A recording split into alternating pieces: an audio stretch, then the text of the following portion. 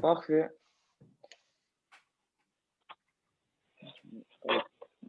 Bonjour alors.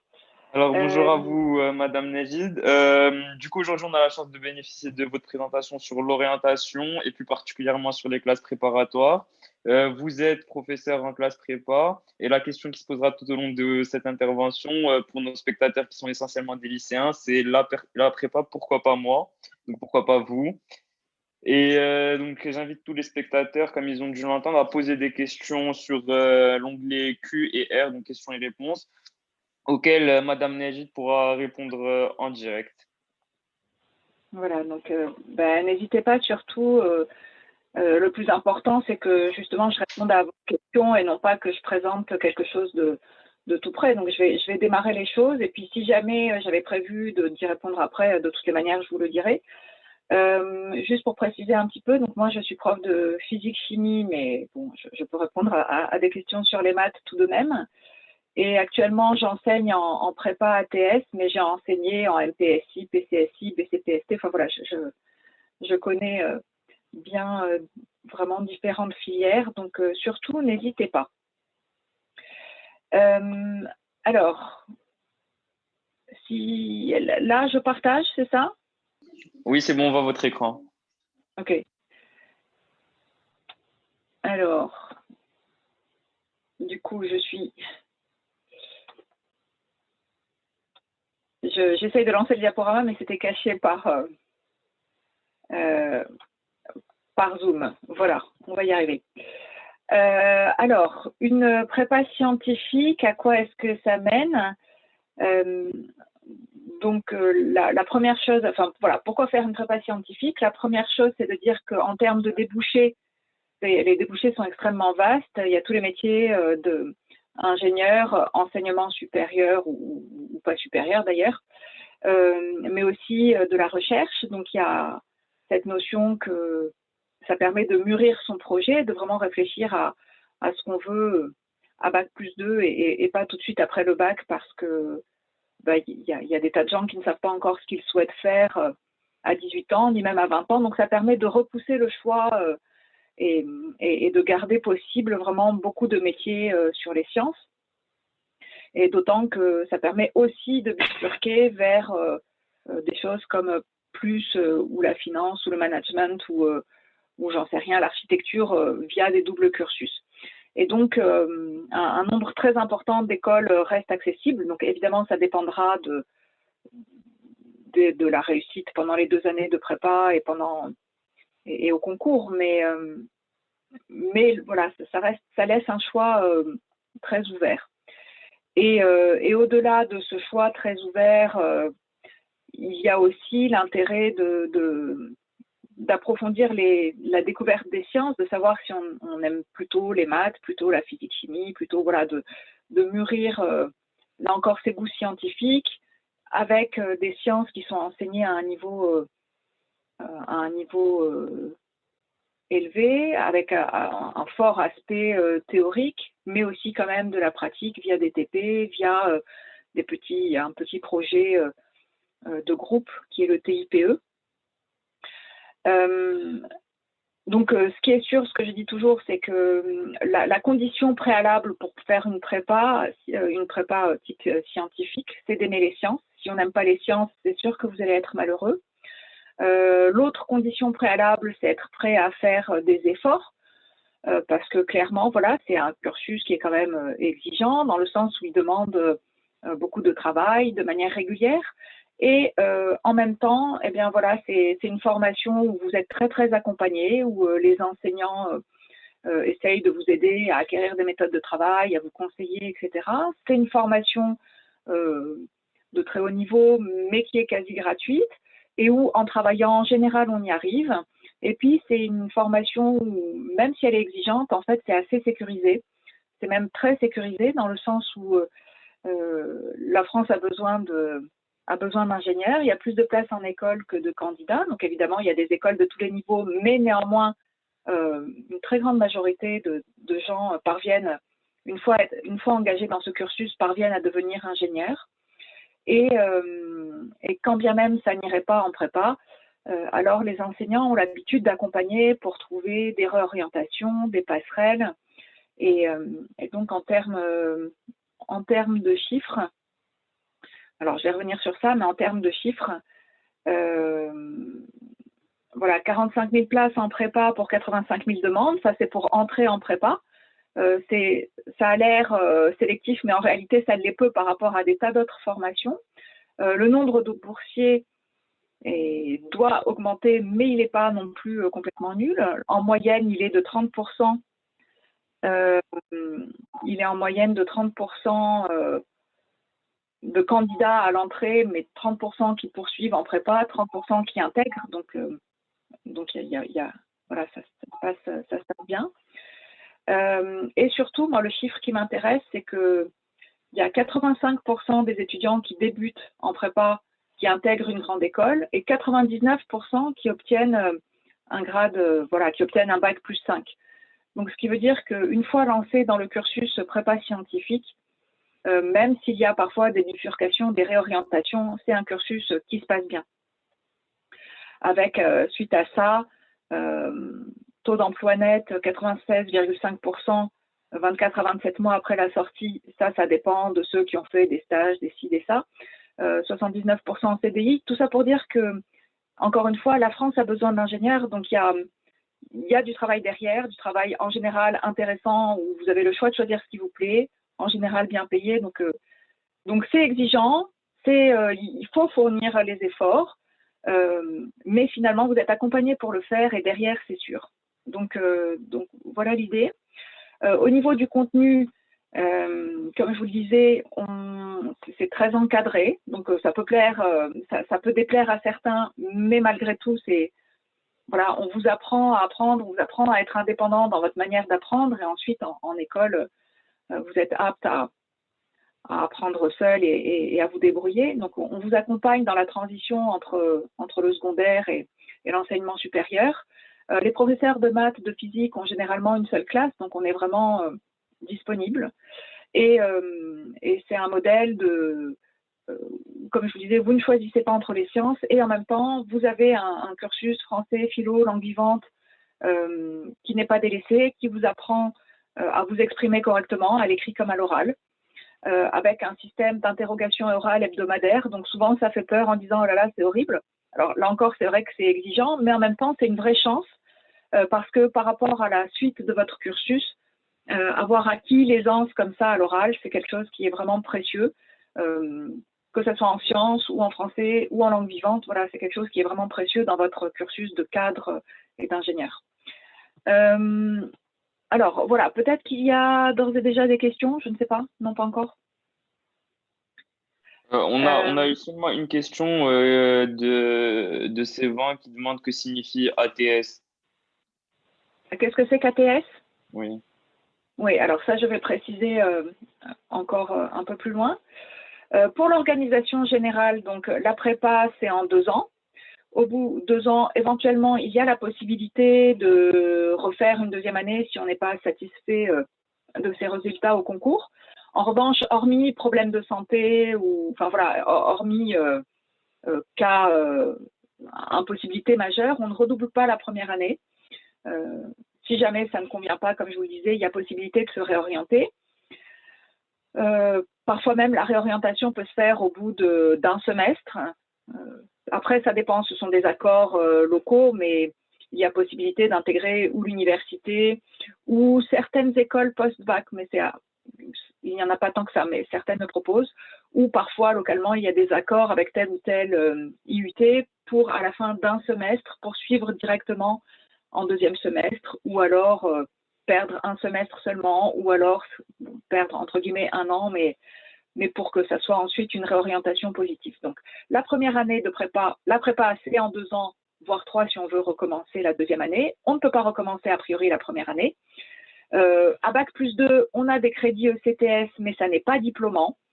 C'est-à-dire qu'ensuite, l'idée, c'est de partir sur un cursus en 5 ans, avec 3 années en école d'ingénieur, au terme desquelles on pourra être ingénieur de toutes sortes, ingénieur ou chercheur ou enseignant, ingénieur en entreprise ou créer sa propre entreprise. Ou voilà. Après, il y a vraiment tout un tas de débouchés différents. Si ça vous intéresse, on pourra en parler ultérieurement. Au sein des 3 années d'école d'ingénieur, vous avez une spécialisation progressive. Vous avez surtout un cursus que vous devez créer selon vos goûts, vos affinités, en choisissant vos stages, en choisissant vos options, vos filières, en choisissant éventuellement des doubles diplômes, des années césure. Donc voilà, ça c'est vraiment vous qui créez votre cursus en école d'ingénieur.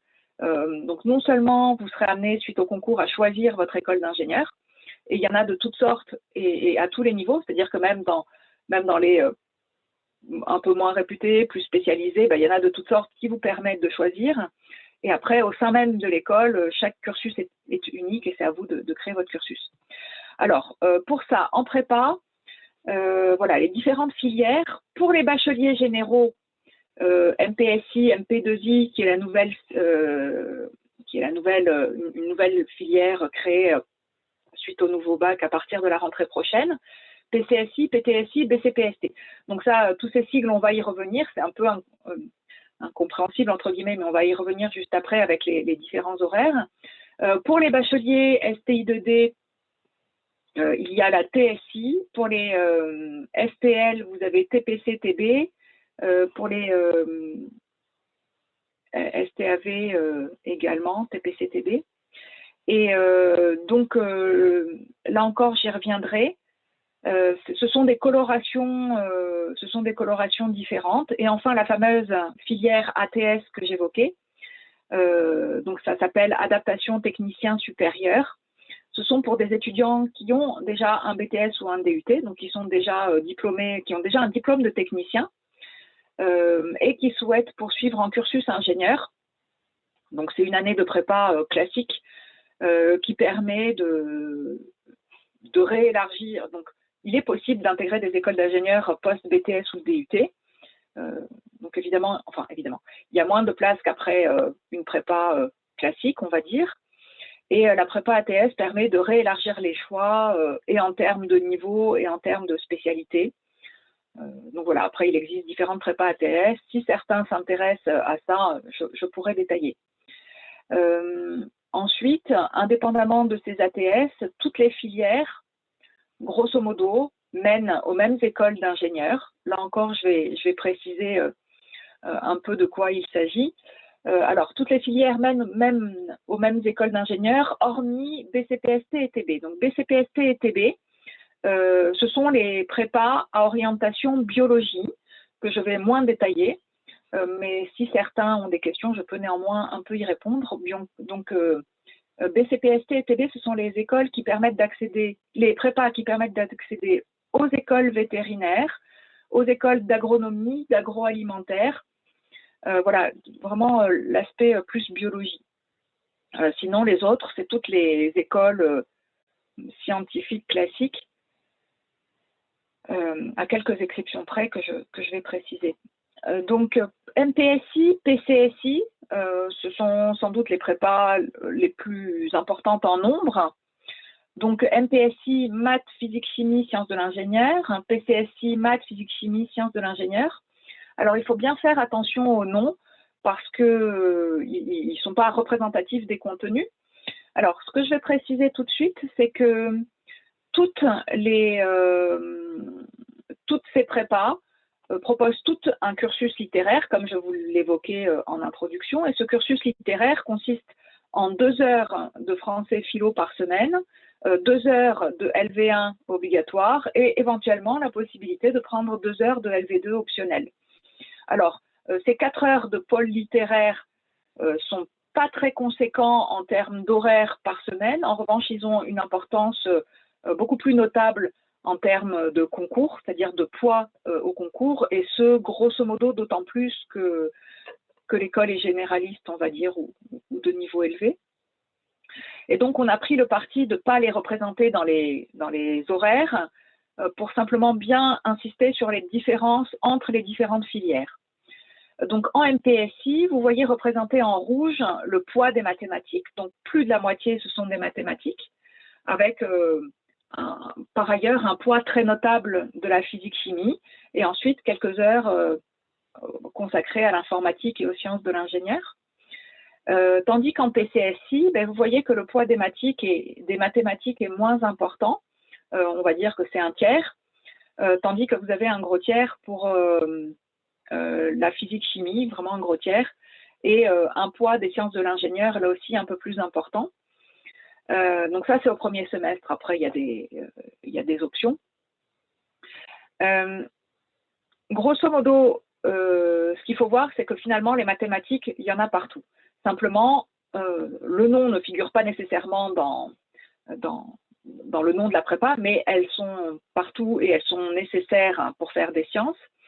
Et en revanche, en MPSI, non seulement elles sont en poids plus notable, mais ce sont aussi des maths, on va dire, un peu plus exigeantes, un peu plus théoriques, un peu plus abstraites. Donc clairement, la filière MPSI serait la filière pour ceux qui ont le plus d'affinité pour les maths, mais vous voyez que malgré tout, la physique-chimie a un poids notable. Et en PCSI, ça serait pour ceux qui ont le plus d'affinité un peu plus d'affinité pour la physique-chimie. Et ce qu'on peut préciser aussi, c'est que puisqu'en terminale, on n'est pas forcément sûr de ses goûts, il y a possibilité de rebifurquer, c'est-à-dire qu'à la fin de la première année, eh bien, ceux qui aimeraient finalement pas tant que ça les maths et qui seraient en MPSI pourraient bifurquer vers la PSI, donc physique, sciences de l'ingénieur. Et puis en PCSI, ceux qui aimeraient pas tant que ça la chimie pourraient finalement la laisser tomber pour aller là aussi en physique, sciences de l'ingénieur. Donc vous voyez, à la fin de la première année, il y a des passerelles qui se retrouvent et qui permettent de réaffiner ses choix. Et comme je vous disais, ces prépas mènent grosso modo aux mêmes écoles, si ce n'est que seuls les MPSI permettent d'accéder aux écoles les plus orientées maths, maths appliquées. Même chose pour la PCSI, un certain nombre d'écoles d'informatique ne seront pas accessibles après la PCSI. Et puis à l'inverse, la PCSI, qui est plus orientée physique, c'est la seule filière, hormis les biologistes, qui permet d'accéder aux écoles de chimie. Les biologistes et les PCSI sont les seuls qui fassent, entre guillemets, de la vraie chimie, de la chimie organique. Même s'il y a de la chimie en MPSI, c'est de la chimie qui correspond plus à une culture générale indispensable, mais qui n'est pas suffisante pour faire de la vraie chimie. Alors que les biologistes le peuvent parce qu'eux ont besoin de cette chimie pour faire de la biologie. Des questions peut-être? On a une question de Léna qui demande quelle est la différence entre la chimie en MPSI et en PCSI. Du coup, vous avez commencé à y répondre. Alors voilà, donc si je détaille un peu plus, il y en a plus d'heures. En MPSI, c'est à peu près, on va dire, une petite heure par semaine, avec assez peu de TP. Alors qu'en PCSI, il y en a un nombre d'heures plus important, et surtout, il y a des 2 heures de TP toutes les semaines.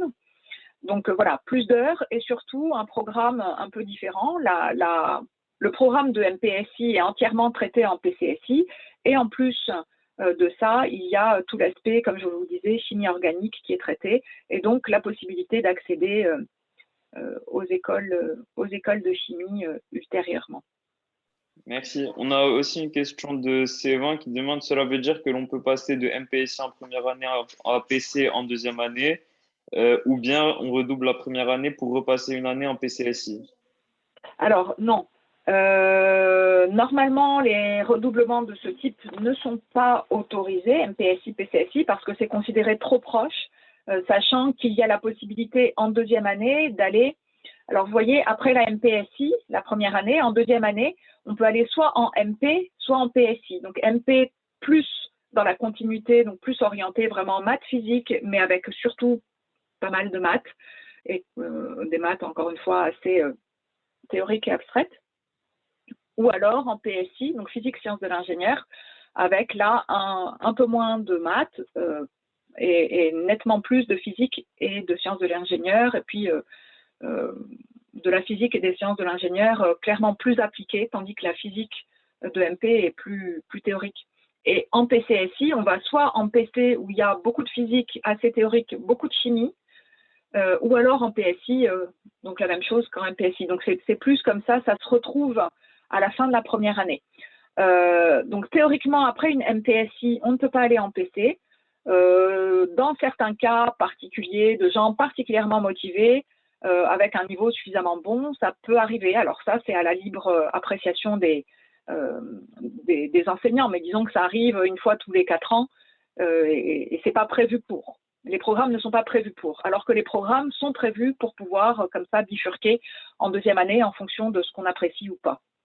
En revanche, ce qui est possible, c'est de redoubler la première année pour aller dans des filières un peu différentes. Donc typiquement la PTSI, qui est plus orientée vraiment en sciences de l'ingénieur, beaucoup plus technique, beaucoup plus appliquée, avec beaucoup moins de maths, ou alors par exemple en BCPST, parce que tout d'un coup on se dit qu'on aime la biologie et la chimie. Donc le redoublement est autorisé quand c'est vraiment plus une réorientation et pas juste un redoublement déguisé alors que ça n'est pas autorisé pour la première année. Voilà. D'autres questions? Ouais, on a une question justement, vous avez très bien fait la transition, on a une question sur la MP2I, parce qu'on demande, on peut entrer en MP2I même si on a fait l'ESP maths physique. Oui, donc la MP2I, c'est donc la nouvelle filière qui correspond à maths physique, informatique. Donc si vous regardez le poids des différentes matières en MP2I, les maths sont intermédiaires entre la MPSI et la PCSI. Il y a quand même un poids, enfin voilà, c'est la moitié des horaires scientifiques, les maths. Le poids de la physique-chimie est encore réduit par rapport à la MPSI, et il y a un gros pôle informatique, donc et un peu de sciences de l'ingénieur. Voilà, c'est la filière MP2I, c'est la nouvelle filière avec beaucoup d'informatique. Et donc, en effet, idéalement, c'est celle qui est destinée à accueillir ceux qui ont suivi la spécialité NSI en terminale, mais elle n'est pas réservée à ceux qui ont suivi la spécialité NSI. Après, ça sera donc, il est prévu l'ouverture de 27 MP2I l'année prochaine. Donc à peu près dans toutes les régions, sauf en Bretagne, Normandie et centre de la France, grosso modo. Mais il y en a un peu partout. Vous pouvez voir sur le site prépa.org, qui est le site des profs de prépa scientifique, vous pouvez voir la carte et la liste de ces classes, puisqu'elle est maintenant officielle depuis une semaine. Et donc voilà, donc tout ça pour dire que le recrutement va être, chaque lycée va être libre de choisir son recrutement, et peut-être que Louis le Grand, qui va recevoir beaucoup de dossiers, va pouvoir choisir que des gens qui ont fait spécialité NSI, mais ça sera probablement une exception, et la majorité des MP2I choisiront également de recruter des gens qui ont suivi typiquement maths et physique-chimie en spécialité, sachant qu'il n'y a pas d'impossibilité. Le programme d'informatique ne nécessite pas de connaître tout le programme de la spécialité NSI. Voilà, donc c'est a priori tout à fait possible. Là, je vais revenir un petit peu en arrière, mais on demande, en PC, il y a quand même beaucoup de maths. Oui, c'est ça. C'est-à-dire qu'en PCSI, il y a quand même beaucoup de maths. La filière où il y a le moins de maths, c'est clairement la PTSI. C'est la filière où il y a le moins de maths, et en plus, ce sont les maths les moins exigeantes, les moins théoriques, les moins abstraites. Mais en revanche, c'est la filière où il y a vraiment le plus gros poids des sciences de l'ingénieur. Donc, c'est la filière pour ceux qui aiment les choses un peu moins abstraites, plus appliquées, plus concrètes, plus proches des sciences de l'ingénieur.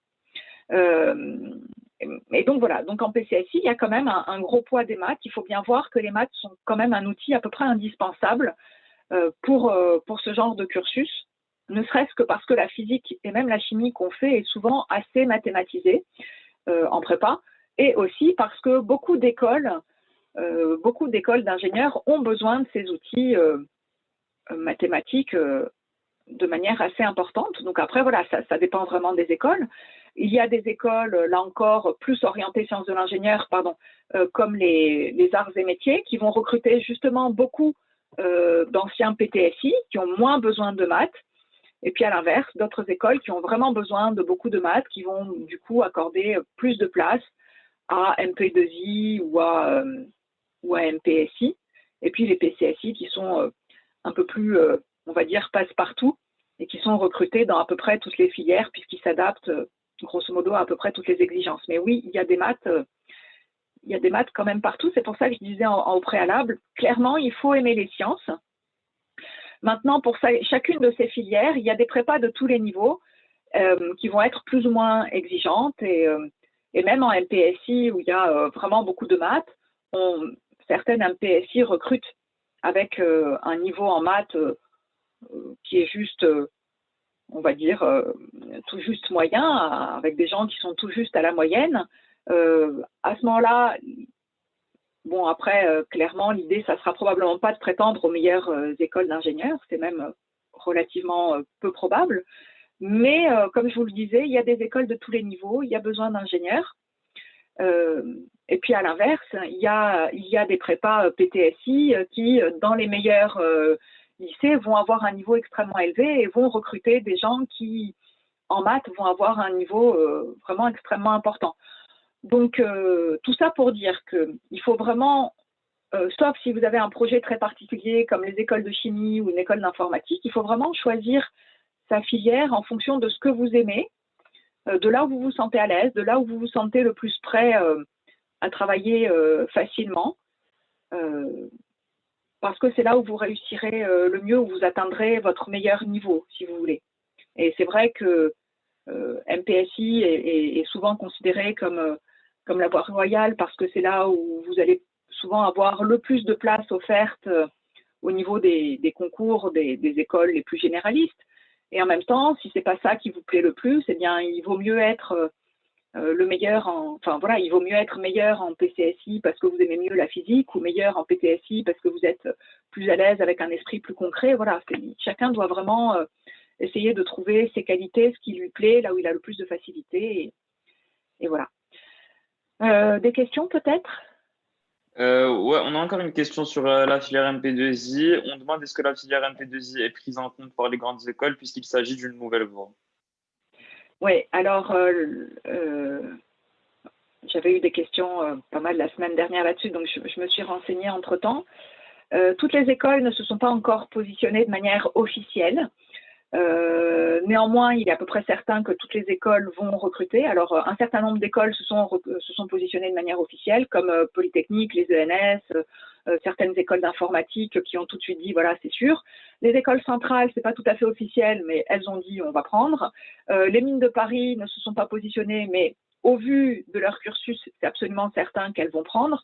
Après, typiquement, peut-être que telle école vraiment beaucoup plus orientée mécanique sera un peu moins intéressée ou telle école de chimie, mais étant donné le poids de l'informatique, je serais vraiment étonnée que des écoles ne recrutent pas du tout. Et grosso modo, entre celles qui se sont positionnées soit de manière officielle, soit de manière officieuse, et celles qui vont se positionner parce que ça correspond parfaitement à leur profil, ce qu'on pressent, c'est que ce ne sera pas un problème d'intégrer suite à une MP2I. Ça correspond clairement à un besoin, donc on n'est vraiment pas inquiet pour ça. Voilà. D'autant que celles qui se sont souvent positionnées avec un nombre de places relativement conséquent. Donc voilà, on est assez optimiste sur l'intégration des MP2I. Après, voilà, il faut vraiment aimer l'informatique parce que ça sera un poids assez lourd et un nombre d'heures assez conséquent. Ensuite, on a une question un peu plus générale de Cyril qui demande quel niveau scolaire faut-il pour intégrer une école de haut niveau? Alors ça c'est une question difficile. Il y a plein d'écoles de haut niveau qui elles-mêmes sont différentes entre elles. Je veux dire, dans les écoles généralistes, le niveau pour, j'en sais rien, Centrale-Lille va être relativement différent de celui pour Mines de Paris, qui va être encore différent de celui d'une ENS1. Donc voilà, il y a encore là tous les niveaux. Et puis ensuite, fort heureusement, le niveau de terminale ne dit pas tout ce qui va se passer. Tout n'est pas joué. C'est-à-dire que les qualités demandées en prépa ne sont pas exactement les mêmes que dans le secondaire. Certains mûrissent, certains se motivent parce que voilà, d'autres à l'inverse n'ont pas exactement les mêmes qualités ou peinent à s'adapter à la grande quantité ou au niveau un peu plus abstrait. Donc voilà, c'est un peu dur de prédire. Grosso modo, les très bons élèves, globalement, j'en sais rien, hein, ceux qui ont plus de 18 en terminale, c'est quand même vraiment rarissime que ça se passe mal. Mais en même temps, on voit des gens qui ont un niveau beaucoup plus modeste en terminale et qui vraiment s'épanouissent et progressent. Donc voilà, il n'y a pas de prédestination, on va dire, entre les deux. Après, donc ça, c'est pour l'intégration en école. Pour intégrer les prépas, comme je vous le disais, il y a vraiment des prépas de tous les niveaux.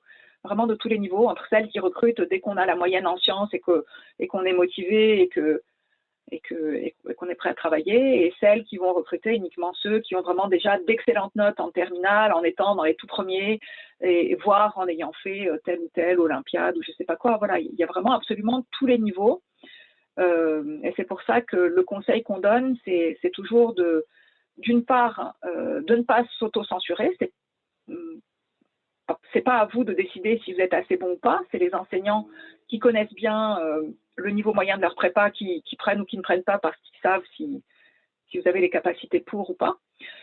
En revanche, il ne faut pas ne demander que les meilleurs parce que vous risqueriez d'être déçus. Ce qui ne veut pas dire que vous n'êtes pas bon, ça veut juste dire qu'il y a parfois tellement de dossiers que on prend juste les meilleurs parmi tous ceux qui sont reçus. Mais donc voilà, il faut demander pas mal de prépas différentes, il ne faut pas s'auto-censurer. Et au préalable, il faut réfléchir à qu'est-ce que sera la meilleure prépa pour vous. C'est-à-dire que, grosso modo, est-ce que vous souhaitez rester proche de votre cercle familial, de votre cercle amical, voilà. Est-ce que vous voulez rester plus ou moins dans votre coin ou est-ce que vous préférez couper et passer à autre chose et vraiment vous lancer dans ce nouveau défi, d'une part. D'autre part, est-ce que vous avez besoin d'être rassuré en étant plutôt en tête de classe parce que vous manquez un peu de confiance ou que vous paniquez peut-être un peu plus vite que la moyenne, ou voilà. Ou est-ce qu'à l'inverse, vous avez une tendance ou que vous appréciez d'être vraiment en tête de classe et que sinon ça vous démoralise, ou alors est-ce que vous avez besoin pour arriver à votre meilleur niveau d'être challenger, c'est-à-dire d'avoir des gens vraiment très forts qui vont vous pousser à donner encore plus, parce que sinon vous auriez tendance à vous reposer un peu sur vos lauriers et voilà. Donc toutes ces questions-là font qu'il n'y a pas la meilleure prépa dans l'absolu, il y a la meilleure prépa pour telle ou telle personne. Donc il faut réfléchir à ça vous. Et puis encore une fois que vous avez fait cette analyse, demandez un choix suffisamment large. Donc par exemple, demandez ou pas une prépa parisienne, demandez ou pas la grosse prépa de province à proximité de là où vous vous trouvez, ou simplement demander la prépa entre guillemets de proximité dans une plus petite ville ou avec des résultats moyens un peu moins importants, ou voilà. Je vois qu'il y a plein de questions. Je ne sais pas ce que ça concerne. On a une autre question, enfin, dans la même veine, mais et elle est encore difficile. On demande combien faut-il de moyenne en terminale pour réussir en prépa? Et ensuite, qui vient de la même personne, si arrivé en prépa, je vois que ce n'est pas fait pour moi, que pourrais-je faire sans perdre mon année?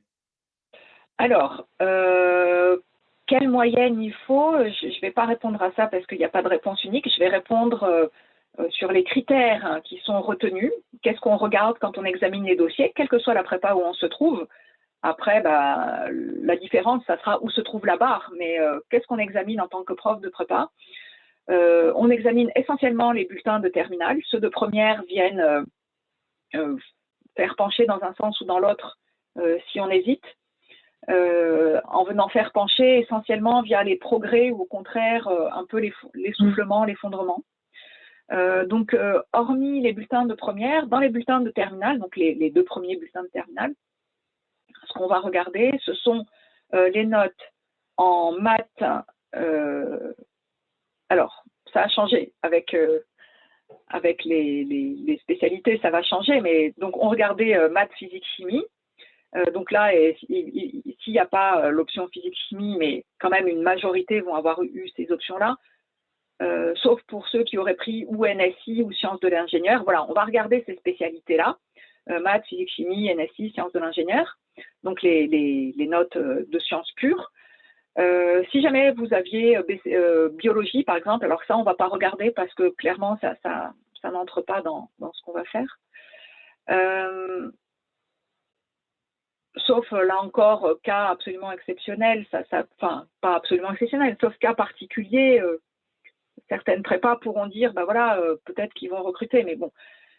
En gros, on va regarder les deux spécialités de terminale, a priori scientifiques. On va regarder les langues, donc la LV1. On va regarder la philo en terminale et on va regarder le français en première avec les notes anticipées de bac. Et puis aussi éventuellement la note anticipée, enfin la note de spécialité de première qui aurait été abandonnée mais qui nous intéresserait parce que ça serait une filière scientifique. Voilà. Donc on regarde ces notes-là. Par rapport à ces notes-là, on ne regarde pas juste la note brute. On regarde la note, mais on regarde aussi, on compare à la moyenne de la classe, on regarde le rang dans la classe, on regarde le niveau affiché. C'est-à-dire que les proviseurs nous indiquent si c'est une classe de très bon niveau, de niveau juste bon, de niveau moyen, de niveau assez modeste, parce que avoir 15 en étant quatrième dans une classe de niveau très modeste, c'est pas comme avoir 15 en étant 10e dans une très bonne classe.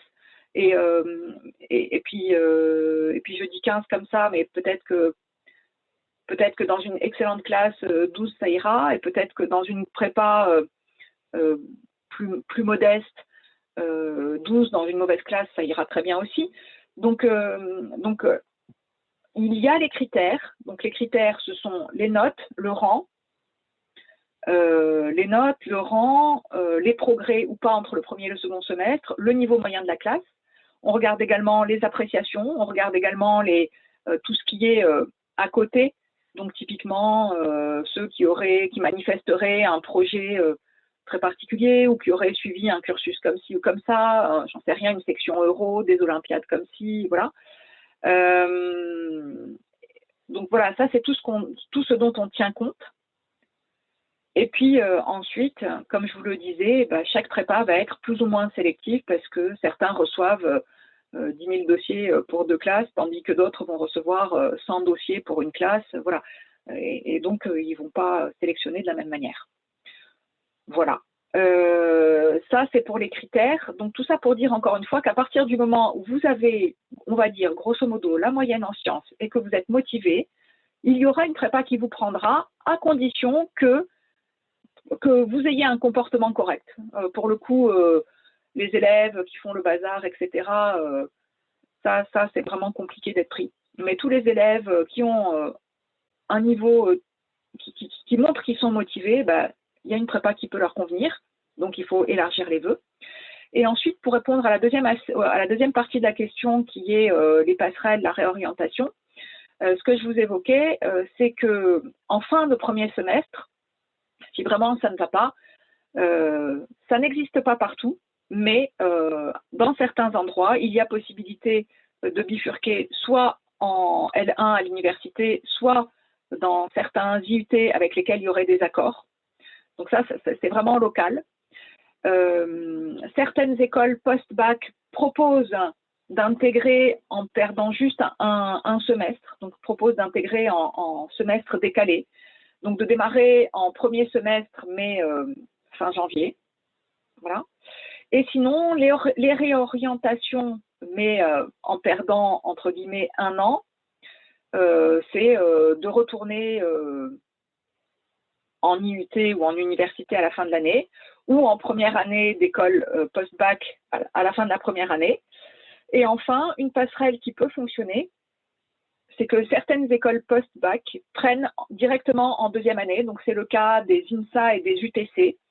Pour ceux qui s'en sortiraient à peu près correctement en prépa, mais à qui ça ne conviendrait pas parce que c'est trop théorique, parce qu'ils préfèrent tout de suite quelque chose avec plus de projets de groupe ou voilà, des choses comme ça. Donc ça c'est aussi possible en fin de première année, de passer directement en deuxième année de certaines écoles.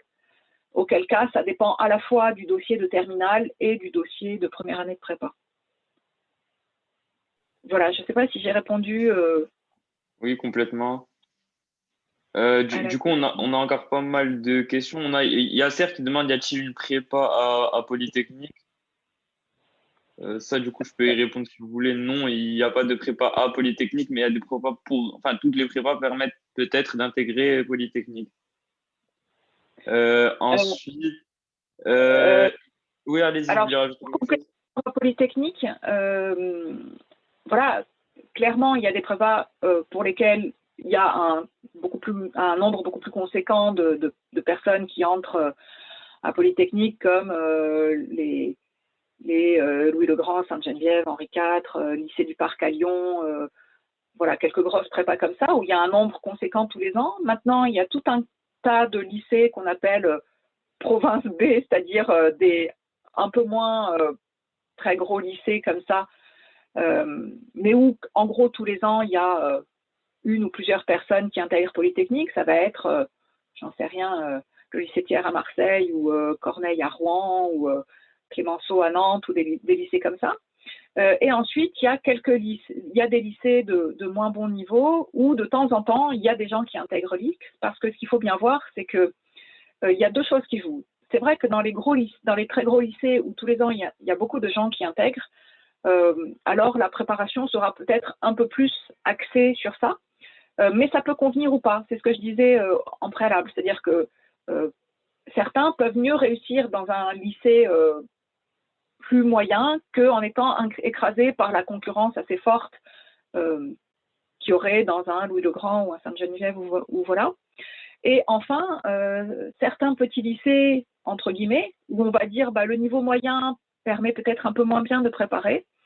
Très souvent, ces petits lycées ont des accords avec des lycées proches, mais un peu plus gros. Bon, donc, comme moi, je suis en Normandie, je donne cet exemple-là. Par exemple, pour des gens qui seraient au Havre, si la première année au Havre se passe vraiment très bien et que les enseignants se disent oh là là, ils risquent d'être enfin voilà, ils risquent d'être un peu trop au-dessus du niveau moyen en première année, alors ils l'envoient à Corneille, à Rouen, dans les classes étoiles qui vont un peu mieux préparer de manière un peu plus spécifique à ces gros concours. Donc vous voyez, les choses, voilà, c'est pas noir ou blanc comme ça. D'autres questions? Ensuite, il y a justement en parlant de classe étoile qui demande est-il possible de passer d'une MP étoile à une MP? D'une MP étoile à MP en faisant 5 demi. C'est certainement ce qu'il a envie de dire. Ouais. Alors, c'est rarissime. C'est rarissime. Je l'ai vu de temps en temps. Mais c'est très rare parce qu'en général, même si la première année de MP étoile a été difficile, en général, la deuxième année se passe quand même nettement mieux et on estime que voilà, que ça va aller.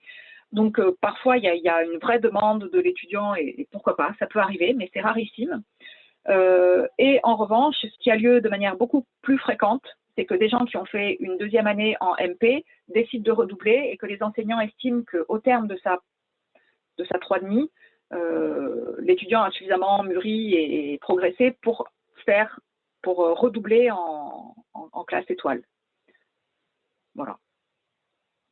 En gros, de toutes les manières, en général, on essaye de choisir l'orientation où la personne va arriver à son meilleur niveau. Donc, on connaît quand même bien les étudiants et souvent, il n'y a pas tant de règles que ça et on essaye de voir justement quel sera le cadre le plus adapté. Et parfois, on se trompe, mais en général, on essaye de faire correctement. Ensuite, on a Pierre qui s'inquiète, qui dit on a forcément des lacunes dans certaines matières quand on arrive en prépa, puisqu'en terminale, on a le droit qu'à 2 spécialités. Par exemple, en PTSI, les maths, la physique et la SI sont également répartis, mais tous les élèves n'arrivent pas avec les mêmes compétences dans chaque matière. Mm-hmm. Alors, les PTSI, c'est vrai que c'est une filière comme ça où il y a trois pôles. Eux, ils ont l'habitude de gérer ça parce que c'était le cas avec ceux qui avaient pris, avec l'ancien bac, ceux qui avaient pris terminale S, option SI, ou terminale S, option, je sais pas quoi, physique ou maths ou machin. Donc justement, ceux qui n'avaient pas fait de SI en terminale avaient des heures de rattrapage prévues. Ça va être conservé. Donc eux, ils ont l'habitude de gérer l'hétérogénéité. Et ensuite, alors ça, c'est vrai que ça va être une nouveauté. Certains lycées vont avoir suffisamment de dossiers pour avoir un recrutement homogène. Donc, par exemple, ne vont prendre en MPSI que des gens qui auront fait maths, physique, chimie. Mais après, pour les autres lycées, l'idée, ça sera que à partir du moment où le recrutement est hétérogène, les enseignants vont essayer de rattraper ça via certaines heures de colle notamment. Donc voilà, c'est sûr que ça ne sera pas forcément complètement évident à gérer. C'est pour ça qu'idéalement, il faut essayer de… en PTSI, c'est bon, c'est prévu pour. Mais idéalement, pour ceux qui seraient encore en première, voire en seconde, c'est vrai que pour MPSI et PCSI, l'idéal, c'est d'avoir les spécialités maths et physique-chimie, dans le sens où les programmes sont clairement écrits pour ceux qui ont suivi ces spécialités-là. Et maintenant, si jamais certaines prépas prennent des gens qui ont suivi d'autres spécialités, alors c'est qu'ils estiment être aptes à mettre en place quelque chose qui va permettre de rattraper. Voilà. On a encore, on a pas mal de questions encore. Par exemple, Sévin qui dit la motivation est prouvée par une lettre de motivation et un entretien, ou il n'y a que les bulletins qui sont analysés. Alors, il n'y a pas d'entretien du tout. En revanche, il y a effectivement une petite lettre. Il y a une petite lettre à écrire. Pour être tout à fait honnête, hormis peut-être dans des prépas hormis dans des prépas comme Sainte-Geneviève, on va dire grosso modo certaines prépas privées, dans les autres prépas, la lettre de motivation, tout le monde dit « j'adore les sciences, je suis motivé », grosso modo. Et donc c'est vrai que c'est pas un poids énorme et que en revanche, dans cette lettre de motivation, ce qui peut être intéressant, c'est de mettre des informations qui ne sont pas « je suis super motivé ». Oui, il faut le mettre parce que tout le monde le met, si on ne le met pas, c'est peut-être bizarre, mais peut-être ajouter des choses particulières comme j'ai fait ci, j'ai fait ça. Si vous avez fait, comme je vous disais, ou classe euro, ou ci ou ça, ou telle cordée de la réussite, ou telle rencontre, ou telle motivation pour un cursus particulier. Enfin, c'est plutôt mettre en avant des informations sur vous qui n'existent pas dans le bulletin. Une autre chose que vous pouvez mettre, c'est des informations sur je demande Nice, mais si je demande Nice, c'est parce que vraiment je suis motivée, parce que j'ai de la famille là, ou je connais un tel, ou voilà. Vous voyez des informations, encore une fois, des informations qui ne seraient pas dans les bulletins. Mais il n'y a pas d'entretien.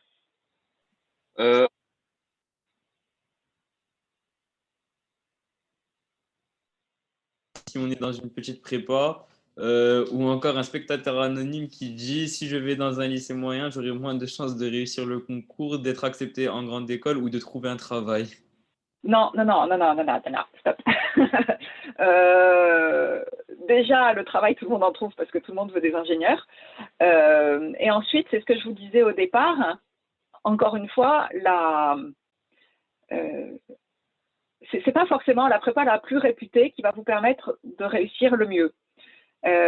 Moi qui ai été longtemps dans des bonnes prépas de province, c'est-à-dire Clémenceau à Nantes ou Corneille à Rouen, j'ai vraiment vu tout. C'est-à-dire que j'ai vu certains étudiants qui étaient tellement brillants que je me disais, oh là là, si lui, il n'y a pas ou Polytechnique ou une ENS ou voilà, ça sera entre guillemets à cause de nous parce que lui, il doit réussir. Et puis parfois, j'ai vu des étudiants où je me disais, ah là là, tel ou tel étudiant qui a vraiment besoin d'être encouragé, rassuré, à qui on a besoin de dire, mais oui, tu es beau, tu es fort, tu vas y arriver. J'ai vu des étudiants qui ont ce profil-là, qui ont très bien réussi, qui ont eu justement des polytechniques ou des centrales Paris, voilà, et je me disais, ceux-là n'auraient probablement pas réussi en étant écrasés par la concurrence et le niveau moyen des meilleurs lycées.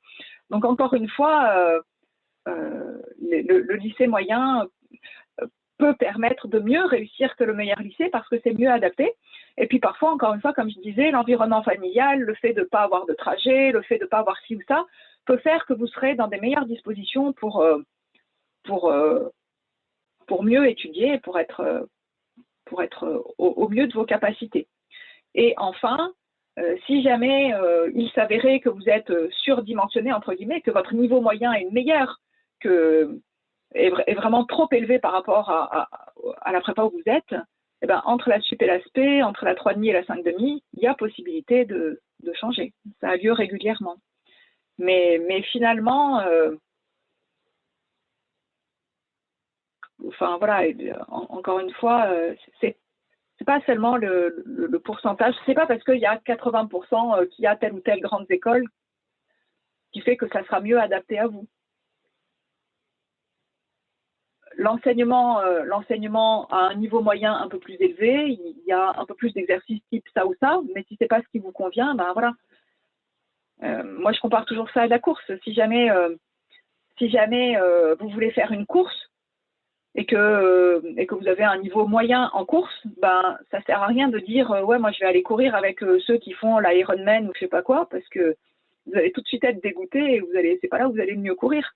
C'est avec des gens qui sont à votre niveau ou un peu mieux que votre niveau, mais pas 10 fois meilleurs que vous, parce que vous allez juste dire ouais non mais c'est mort, j'y arriverai jamais, et puis voilà quoi. Enfin voilà. Ensuite, on a une question un peu plus spécifique. L'option maths expert est-il un atout pour intégrer la prépa?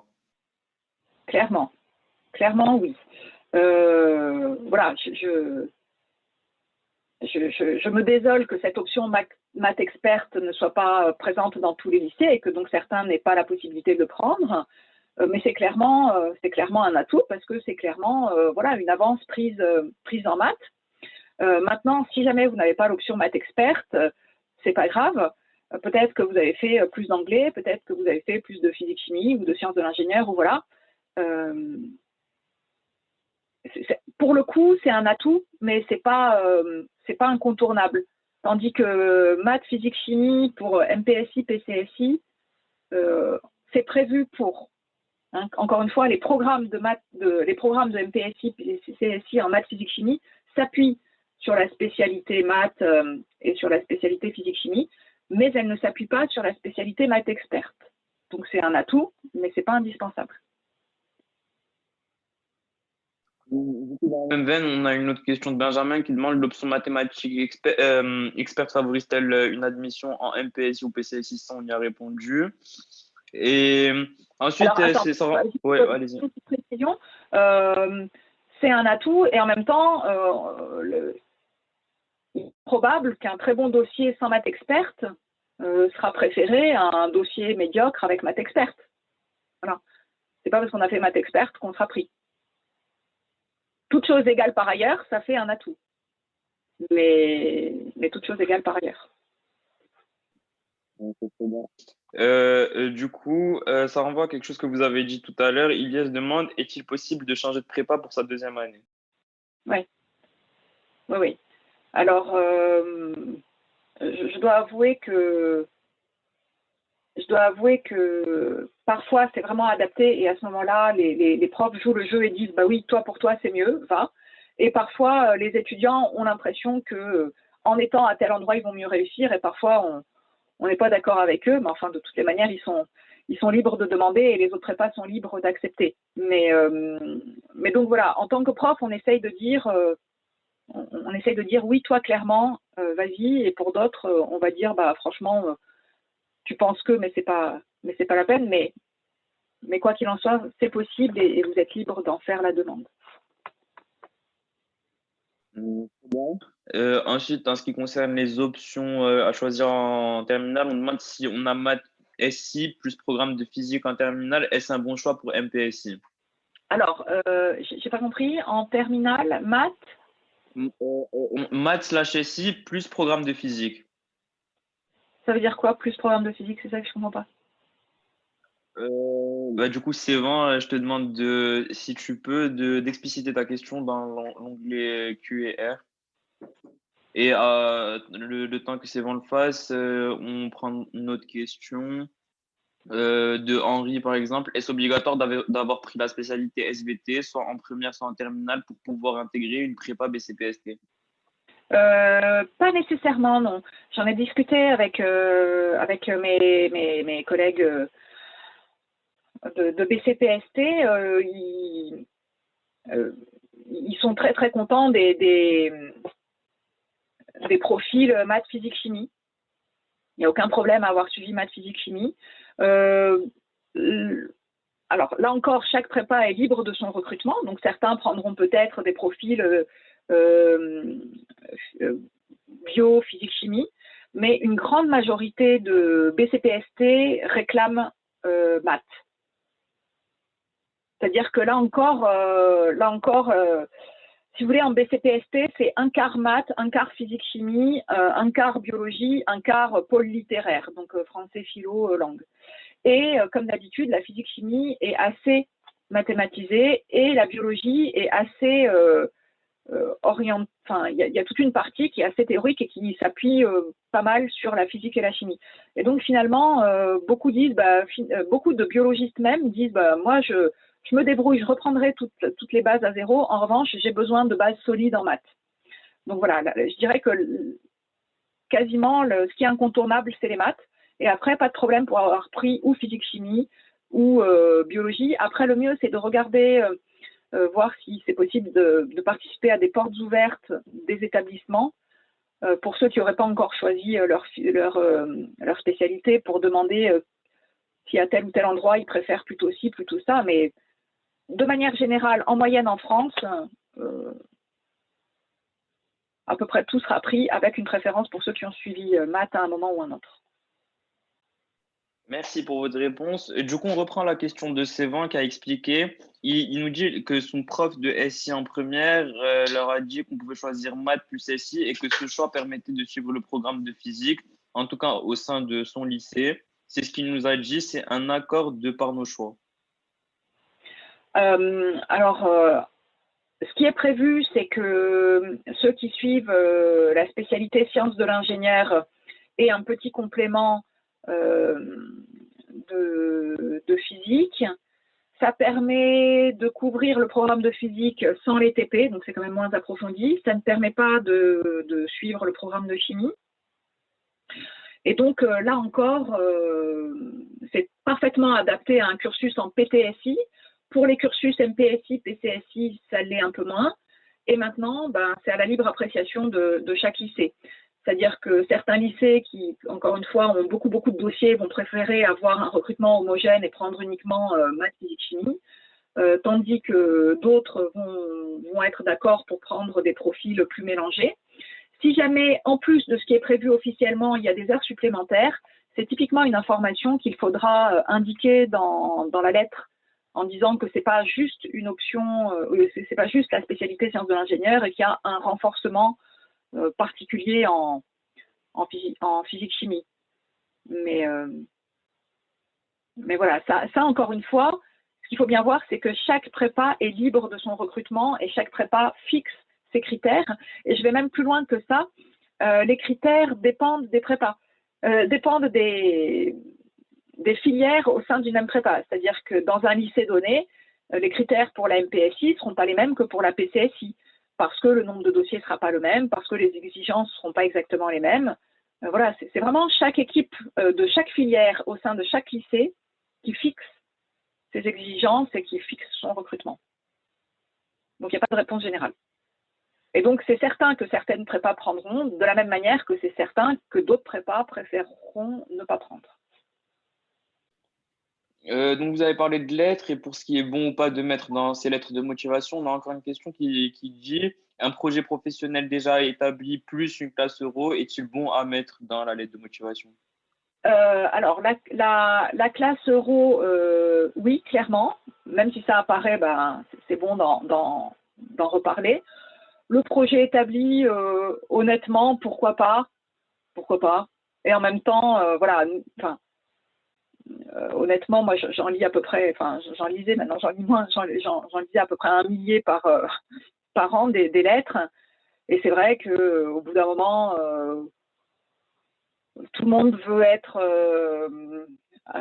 veut travailler dans l'aéronautique ou être pilote d'avion ou sauver la Terre en faisant de l'environnement. Voilà. Au bout d'un moment, ça ne fait pas tellement de différence parce que chacun a de très bonnes raisons. Et je ne dis pas ça pour me moquer du tout. Hein, c'est juste pour dire que comme des tas de gens ont comme ça des envies très fixées, ça ne fait pas tellement de différence, sachant que de plus, on sait d'expérience que allez, 75% des gens vont voir leur projet évoluer au cours des 2 ans de prépa, ce qui est normal parce que vos goûts changent, parce que vous mûrissez, parce que ci ou ça. Puis moi, la première, hein, moi, je suis rentrée en prépa pour être océanographe. Donc, vous voyez, je suis ravie d'être enseignante. C'est un vrai choix, c'est pas un choix par défaut, mais comme tout le monde, j'ai écrit je rêve d'être océanographe et de sauver la planète. Et puis voilà.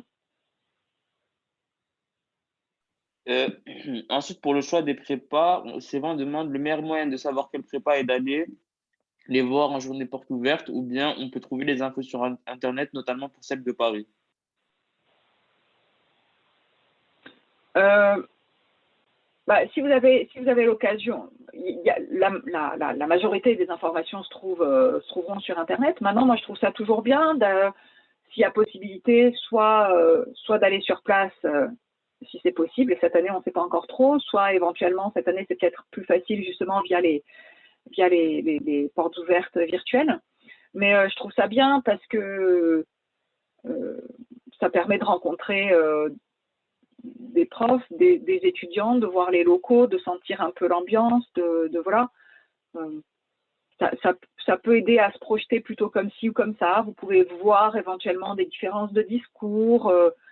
Voilà, si c'est possible, tant mieux. Sinon, c'est pas très grave, en gros. Et puis, vous avez aussi possibilité d'échanger avec pas mal d'étudiants en prépa via des tas de forums et de salons Discord et autres qui ont été créés. Ça aussi, ça peut être intéressant de demander à chacun son ressenti ou pas, en n'oubliant pas que ce ne sont que des ressentis individuels et que des gens qui sont de niveau comparable dans la même prépa ne vont pas vivre les choses de la même manière en fonction de leur caractère. Ensuite, on a une question. Comment peut-on se préparer pour atteindre le niveau demandé?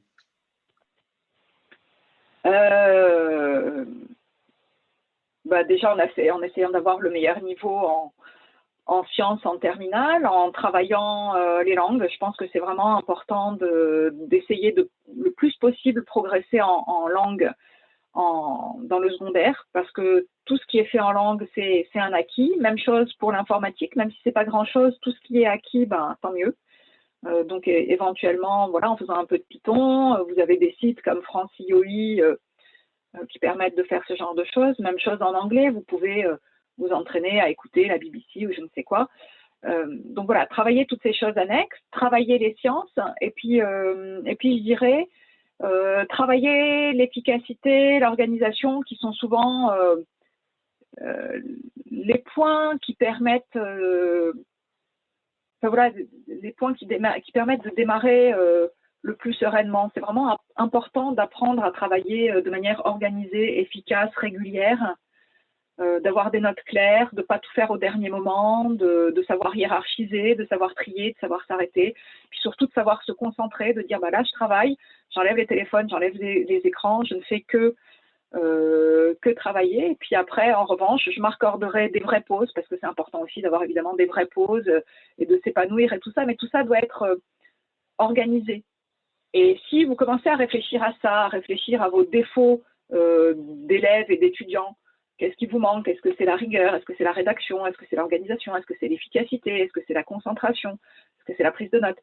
Réfléchir à tout ça et essayer de s'améliorer dès maintenant, c'est clairement quelque chose qui peut être précieux. Voilà. Et c'est comme ça, pardon, je te remercie juste, c'est comme ça qu'on voit régulièrement des gens qui avaient un niveau comparable à d'autres beaucoup mieux réussir, mais parce que aussi, par exemple, je pense aux gens qui avaient un très très bon niveau en sport. J'ai eu un étudiant qui était vice-champion de France, peu importe, voilà, donc qui avait une pratique sportive comme ça très très exigeante. Alors lui, il était super balèze en arrivant parce qu'il était déjà habitué à travailler comme ça de manière très très organisée et très efficace. Alors ça, même si vous avez plein de temps, eh ben, imposez-vous de travailler vite et bien, ça vous laissera plus de temps pour vous amuser, plus de temps pour éventuellement faire de l'anglais, de l'informatique ou je ne sais quoi, et ça sera un excellent entraînement. Merci. Du coup, ensuite, on a une question d'un spectateur anonyme. Quels sont les concours à préparer dans Parcoursup en plus des prépas au cas où on n'est pas retenu? Alors déjà, si vous mettez vraiment un éventail large de prépa avec et sans internat, filière et MPSI et PCSI par exemple, ou PTSI, enfin voilà, si vous multipliez et les lycées et les filières avec et sans internat, il y a vraiment de très très grandes chances que si ça vous motive, vous soyez pris. Les alternatives, c'est évidemment les écoles à prépa intégrée, dont certaines sont de très bons niveaux. Donc après, voilà, ça, il faut que ça plaise, et ça peut plaire au contraire davantage à d'autres que la prépa. Donc je pense en particulier à toutes les INSA, les UT, donc universités technologiques, donc UTC, UTT, donc ça, voilà, vous pouvez regarder ce genre de choses. Après, il y a des prépas intégrés un peu moins généralistes et plus orientés déjà ou informatique ou chimie ou j'en sais rien, je pense au concours Gay-Lussac pour les écoles de chimie. Ou voilà, donc il y a comme ça des écoles à prépa intégrée. Et pour ceux qui veulent une école d'ingénieur, une alternative qui marche très très bien, ce sont les IUT, puisque, et en particulier les IUT un peu généralistes comme les IUT mesures physiques, qui permettent d'avoir une bonne solution de secours avec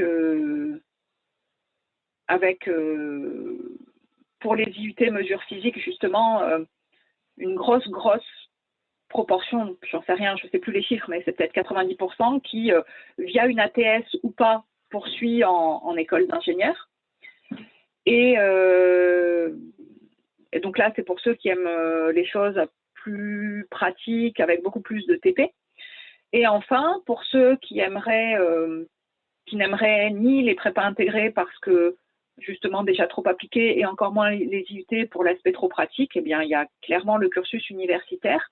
Maintenant, le cursus universitaire, c'est pas une voie de facilité dans le sens où il faut avoir une bonne maturité, une bonne autonomie de travail.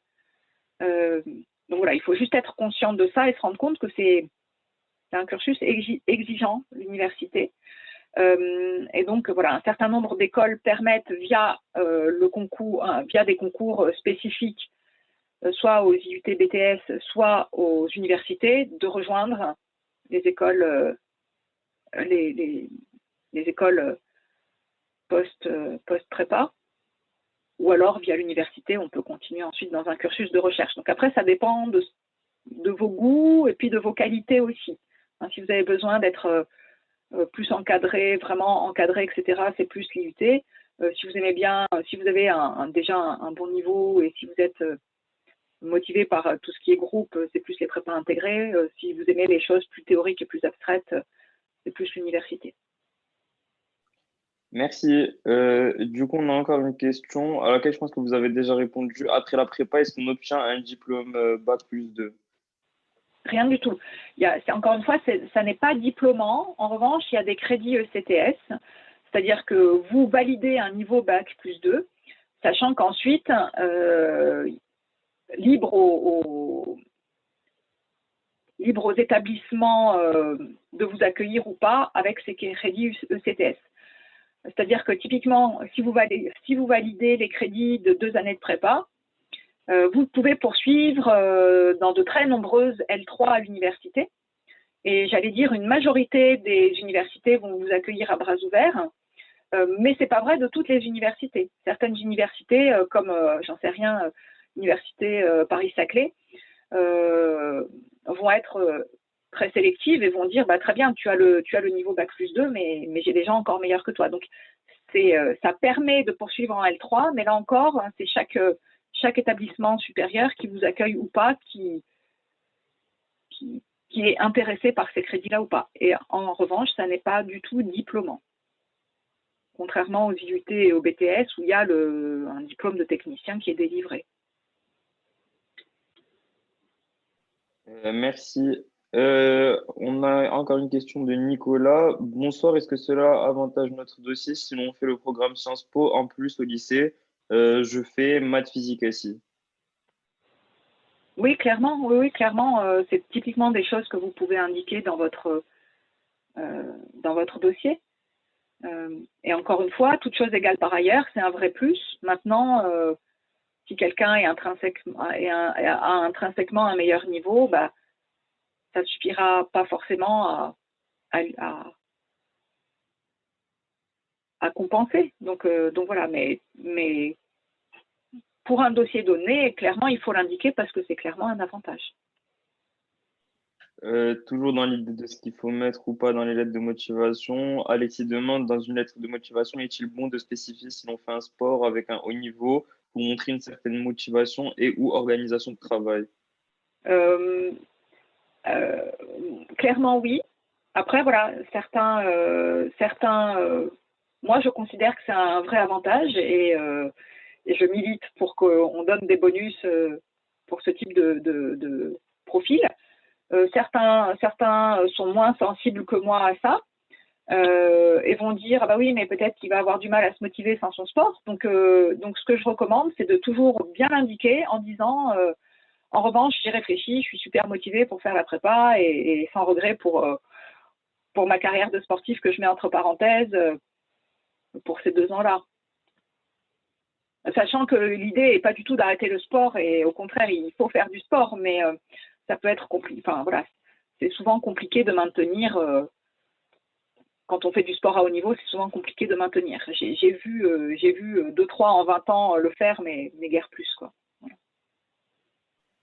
Et donc voilà, Merci. il faut l'indiquer en disant qu'on reste motivé pour le travail. Merci.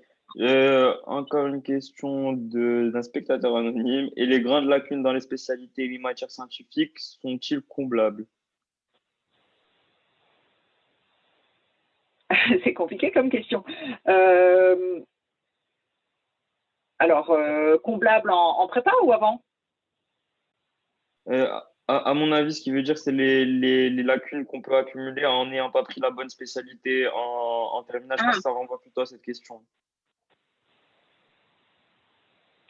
Eh bien, je dirais que je manque cruellement de recul et d'expérience encore, pour le dire. Donc, on espère que on arrivera à s'adapter. On espère que le fait d'avoir un atout sur telle ou telle autre matière va libérer un peu de temps pour consacrer davantage. Et maintenant, on n'a pas de boule de cristal, on ne sait pas comment ça va se passer. On espère. Merci. On a ensuite une question sur la différence entre prépa et prépa intégrée. Est-ce que les prépas intégrés fonctionnent comme dans les prépas normales en termes de filière? Non, pas du tout. Pas du tout. Les prépas intégrés, c'est souvent déjà nettement plus spécialisé plus tôt. Le poids des matières théoriques est moins important. Il y a beaucoup plus de place à des projets de groupe et des matières, on va dire, moins fondamentales, comme, j'en sais rien, communication, voilà, des choses comme ça. Donc après, c'est une question de goût. C'est une question de goût. Est-ce que vous êtes prêt à tout de suite choisir quelque chose d'un peu plus spécialisé ou est-ce qu'au contraire, ça vous motive d'avoir quelque chose d'un peu moins théorique, d'un peu plus tout de suite école avec la seule mise. Donc, il y a clairement aussi une charge de travail un peu moins importante. Et en même temps, en revanche, il y a entre guillemets, un taux d'échec plus important. C'est-à-dire que en prépa, on s'engage à essayer de faire réussir, de dire on vous a choisi, on assume, on essaye de vous emmener le mieux possible, le plus loin possible. Alors qu'il y a une sélection fin de première année, fin de deuxième année, fin de troisième année, un peu plus importante en école à prépa intégrée. C'est juste pour, je suis pas du tout à dire c'est mieux, c'est moins bien. Je dis juste il faut que ça convienne à chacun. Il faut pas choisir avec les pour les mauvaises raisons. Il ne faut pas choisir en se disant c'est plus sûr. C'est pas plus sûr, c'est juste différent. Il y a un peu moins de travail, c'est un peu moins abstrait, et en même temps c'est plus appliqué et justement il y a moins le socle théorique très large comme ça. C'est une question de goût. Avec ouais.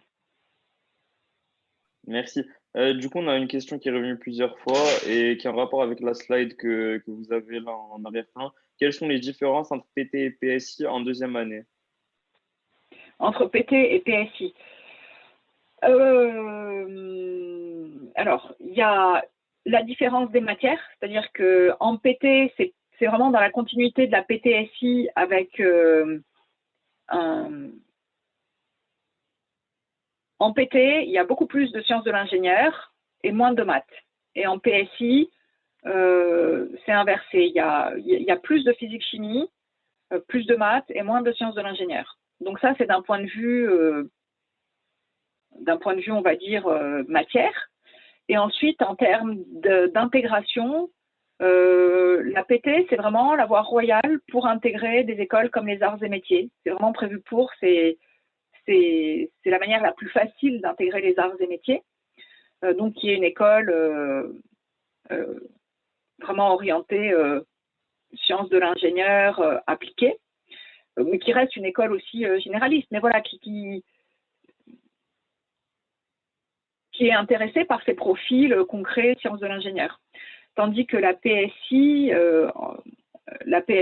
permet peut-être d'avoir un peu plus de place sur des écoles. Il y a plus de place sur des écoles plus variées. Et en même temps, ce que je dis toujours, c'est qu'il faut choisir en fonction de son affinité, parce qu'il faut être. Par exemple, j'en sais rien, si on dit Polytechnique, il y a plus de place via la MP que la PC, il y a plus de place via la PC que la PT. Et en même temps, si on n'est pas très bon en PC et qu'on est le meilleur en PT, ben, on aura l'X avec la PT et pas avec la PC. Donc voilà, il faut choisir avec ce qu'on apprécie. Et en tout cas, voilà la différence entre PT et PSI. Moins de sciences de l'ingénieur, plus de maths, plus de physique. Merci. Ensuite, on a une question sur le travail à l'issue des grandes écoles. Est-ce que on aura du travail juste après les grandes écoles encore?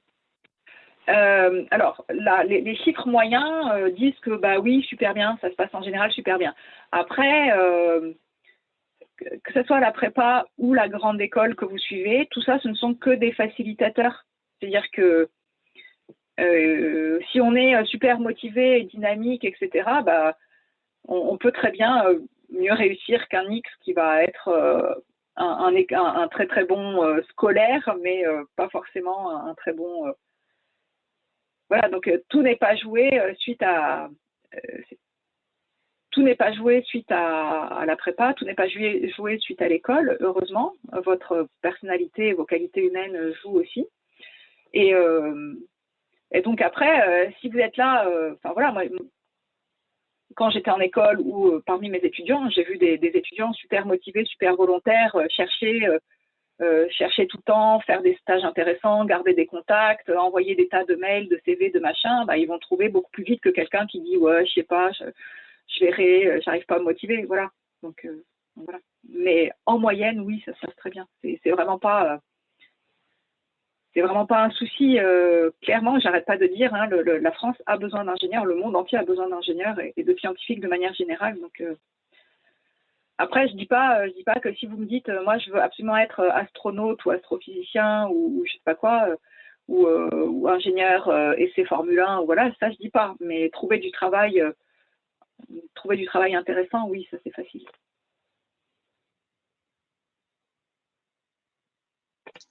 Ensuite, on a une question de Pierre qui prévient, c'est légèrement écarté du sujet, mais avez-vous des informations concernant le système de Parcoursup qui reste très opaque? Je suppose que les prépas les plus prisés ne sélectionnent uniquement les élèves qui ont placé la prépa en question dans leur premier choix. Alors non, on n'a pas du tout.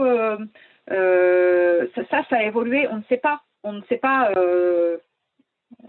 On fait ça à l'aveugle. On ne sait pas qui a demandé quoi. on sait que tel dossier a demandé telle prépa et on ne sait strictement rien d'autre. Sauf certains qui sont paresseux et qui envoient des lettres de motivation où ils parlent de la PCSI à Lyon alors qu'ils sont en train de candidater pour une PSI à Corneille parce qu'ils ont eu la flemme de refaire. Mais sinon, on ne sait rien. Donc, non, ça, c'est à l'aveugle.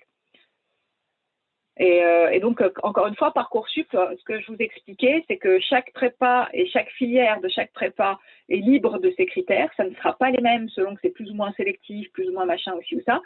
Et encore une fois, l'ensemble des données qui seront exploitées, c'est celles que je vous disais, les moyennes, les rangs, le niveau moyen de la classe, les matières LV1, français, philo, les appréciations, les petits trucs en plus, comme on a évoqué, j'en sais rien, Euro, Olympiade, sport, machin.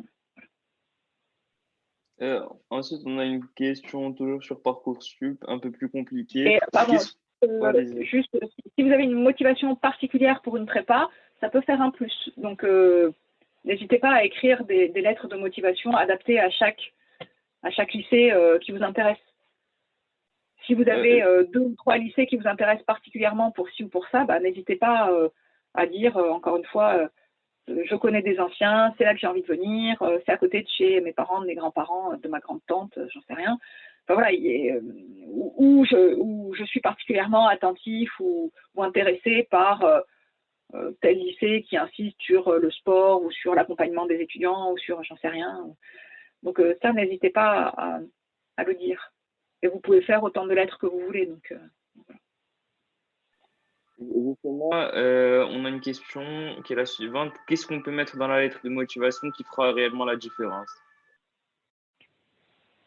Très honnêtement, la lettre de motivation, ça ne va pas révolutionner votre dossier. Ça sera un petit plus. Ça pourra jouer en petit plus, ça ne jouera pas en moins. Mais donc, les petits plus, c'est comme je vous disais, si vous avez fait des choses particulières, comme on l'a cité, soit en langue, soit en sport, soit telle ou telle chose particulière, les cordées, les Sciences Po, les Olympiades, les machins, donc toutes ces choses-là. Si vous avez une motivation particulière pour tel ou tel endroit, parce que vous avez de la famille, parce que le projet éducatif, parce que vous avez rencontré telle ou telle personne. Après, si vous avez un projet particulier, il faut vraiment que ça se... Ouais, vous ne perdez rien de le mettre, mais honnêtement, ça va pas, pour le coup, ça va sans doute pas révolutionner grand-chose. Mais, alors après, par contre, c'est pas une raison pour la bâcler. C'est-à-dire qu'il ne faut pas l'écrire n'importe comment, il ne faut pas qu'il y ait 15 fautes d'orthographe par ligne, essayez de vous faire relire par telle ou telle personne de votre entourage ou des profs, des camarades qui écrivent mieux que vous, enfin n'importe qui, mais essayez de ne pas envoyer des lettres qui ne fassent pas sérieux, quoi. Du coup, je me permets juste de signaler aux spectateurs qui nous demandent à plusieurs reprises qu'il y aura bien une rediff de ce live et que vous aurez le temps d'ingurgiter toutes ces informations et de bien les mettre en œuvre. Ensuite, pour vous, Madame Najid, on a une autre question. Est-ce que la prépa sera très individualiste? C'est à vous de répondre, comme il est Khalil. Si vous voulez, je peux le faire parce que je ne sais pas si les spectateurs ont compris, mais Khalil et moi sommes des élèves qui viennent d'intégrer Polytechnique, donc on était en prépa l'année dernière. Alors, est-ce que la prépa est très individualiste? Ça dépend beaucoup du caractère de l'élève en question, donc de toi, Michael, qui pose la question, et aussi de la prépa dans laquelle tu te trouves. Parce que souvent, on a des retours d'élèves dans certaines prépas qui disent qu'il y a plus d'adversité, les gens aident un peu moins. Mais dans la grande majorité et dans à peu près toutes les prépas où j'ai des amis où j'ai des amis qui étaient, ou ma prépa, on a vraiment un esprit de classe. Il y a une adversité, c'est-à-dire que on veut tous être le premier, mais c'est vraiment, comme disait tout à l'heure Madame Najid, ça tire tout le monde vers le haut. C'est-à-dire qu'on essaye tous de se rendre meilleurs les uns les autres. Et si tu as besoin de poser une question ou de faire un devoir avec quelqu'un d'autre, il y a très très peu de cas où on te refusera, où on te dira non, j'ai pas envie de partager. Généralement, les gens qui seront avec toi en classe, quelle que soit ta prépa, seront là pourront t'aider et il y aura vraiment un esprit de groupe qui fera que tout le monde progressera. et que pendant les moments où vous vous sentirez peut-être un peu moins bien, ça vous aidera vraiment beaucoup. Après, comme je dis, c'est très dépendant du caractère de chacun, parce qu'il y a des personnes qui préfèrent vivre la prépa de façon solitaire, d'autres qui préfèrent la vivre en groupe. Moi, j'ai préféré la vivre en groupe, je travaille en groupe très souvent. Et ça dépend parfois de la prépa où vous êtes. Parce que vous pouvez être malchanceux parfois, tomber dans des classes où les gens sont plutôt individualistes, mais c'est vraiment très rare. Et je tiens à le souligner, cette image de la prépa où on va vous voler vos cahiers, on va ne pas vous laisser rentrer dans une classe pour pas faire vos devoirs, pour faire un centre d'arrivée premier dans un concours et pas vous, c'est très, très, très, très minoritaire pour pas dire que ça n'existe plus. Ouais, non, non. Honnêtement, moi ça, j'ai jamais vu. J'ai jamais vu qui que ce soit voler quoi que ce soit. Ou après, après, en effet, comme disait Camille, on, on est on est plus ou moins demandeurs selon les caractères, mais nous, ce qu'on constate, c'est que non seulement il y a une bonne ambiance, mais qu'en plus, euh, souvent il y a des amitiés qui se nouent qui sont des vraies amitiés fortes, parce que justement, vous avez partagé. En fait, vous voyez les nombres. Hein, on est en train de parler de dizaines de milliers de personnes en prépa. Donc, vous n'êtes pas en train de vous battre avec les 10 qui sont dans votre classe. Vous êtes en train de vous battre pour arriver tous à votre meilleur niveau possible. Voilà, il y a suffisamment de concurrents ailleurs pour que vous, dans une classe, vous soyez en train de vous entraider. Donc après, évidemment, tout le monde ne peut pas s'entendre avec tout le monde. Parfois, il y a des classes qui marchent très bien et il y a une très très belle cohésion de l'ensemble. Parfois, il y a un peu plus des sous-groupes ou quoi, mais je dirais que ça se passe dans l'ensemble de manière plus, plus soudée que dans le secondaire, en fait. Parce qu'il y a un projet commun qui est vraiment plus commun et